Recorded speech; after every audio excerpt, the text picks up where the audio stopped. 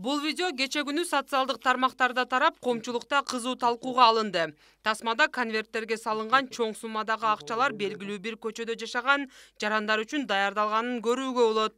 Видеону жарыялаган жаран акчалар шайлоого карата даярдалып, добуш сатып алуу үчүн шайлоочуларга берүү үчүн даярдалганын жазган. Умар кызы Мехири Бам дегенден 47 дана 1000 сомдук. Буну бул жака коюп. Экинчи конверт. Улица Садык Палуан, 1-32 гектар. Хамидов Рустамбек. Ош облустук милициясы окуя Кара Суу районунун Нариман айыл аймагында болгондугун тастыктап, парламенттик шайлоого аттанып жаткан Мекеним Кыргызстан партиясынын үгүттөөчүсүнүн үйүнөн кармалгандыгын билдирди. Азыр иликтөө иштери башталып, добуш сатып алуу беренеси менен иш козголду. Нариман айыл аймагында чындыгында эле Мекеним Кыргызстан партиясынын bu аттуу агитатору өзүнүн үйүндө уже 5 конвертти бир өзүнө тааныш адам келип таштап кеткендигин, тиешелүү бир адамдарга бере тургандыгын билдирген. Ал өз ыктыяры менен ошол акчаны тергөө тобуна өткөзүп берген.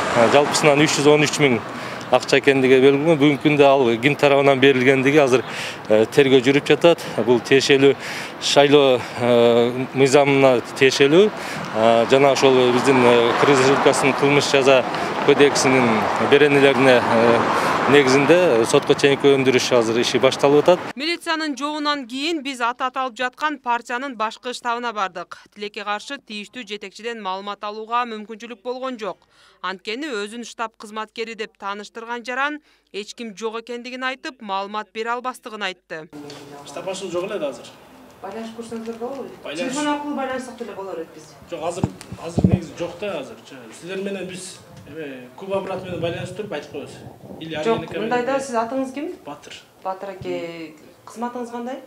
Жок, специалист бул жерде. Штабка тиешеңиз бар да шайлоого. Бизде биринчиден Куба деген адамды тааныбайбыз. Мен келдим да интервью алганга сизгечи. Анан ошондо тура болбой калат да, анткени биз эми бул жерде жөнөкөй эле эме специалистбиз да. Анан штаб башчылыгынан да жооптуу адамдар азыр жок да. Ал эми партиянын атайын массалык маалымат каражаттары менен иштешкен өкүлү Элнура Алкановага байланышканыбызда акча таратып жаткан жеринен кармалган жаран партияга эч кандай тиешеси жок экенин жана Мекеним Кыргызстан партиясынын өкүлү катары алар тарабынан каттоого алынбаганын билдирди. Милиция менен такташып, биз маалымат алдык, ал кишинин аты жөнүн алып текшердик. Биздин базабызда агитатор катары катталган эмес экен ал киши. Ал бирөө арыз жазып жатат.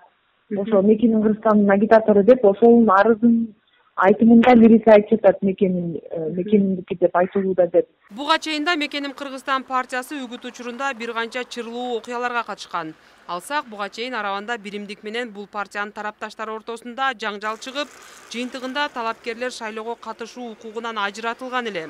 Мындай көрүнүштү саясий серепчилер эки партия ортосунда таасир талашуу катары баалаган.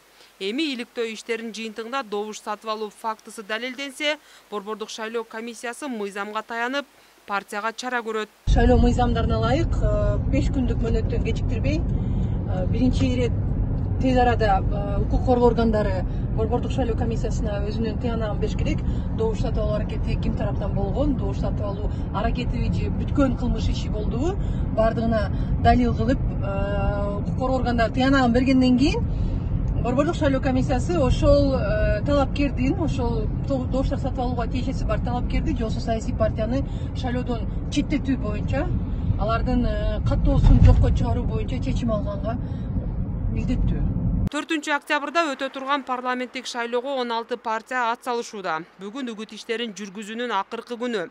Мыйзам боюнча шайлоого 1 күн калганда талапкерлер үгүт өнөктүгүн токтотушу керек. Самара Парпиева, Алтымыш Жантемир уулу, ТМЖ жаңылыктары.